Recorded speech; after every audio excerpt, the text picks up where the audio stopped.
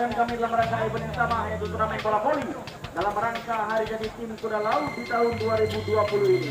Ia pada sore tim minor kami sebagaimana anda ketahui, dua tim yang sangat tangguh yang telah memastikan diri berlaga di partai semifinal yang kedua, yaitu tim Akademi Trisakti kembali akan ditantang oleh lawan mereka, yaitu tim Bang Aceh.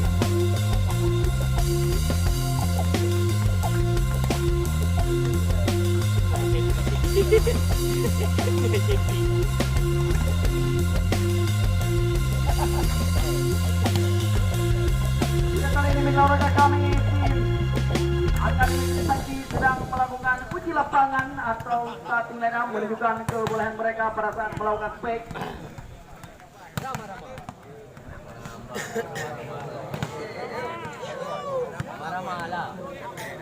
Ada kembali kami mengundang bagi penonton setia kami masih ada di luar arena pertandingan, langsung saja menghubungi petugas loket kami untuk mendapatkan tiket tanda masuk Anda. Dan bagi penonton setia kami yang sudah berada dalam arena pertandingan, jangan membuang untungan tiket yang Anda miliki, karena nanti di sela-sela set kami akan mengundi untungan tiket Anda. Siapa tahu penonton setia kami yang beruntung akan mendapatkan hadiah menarik yang dipersembahkan oleh Guest Collection Biru.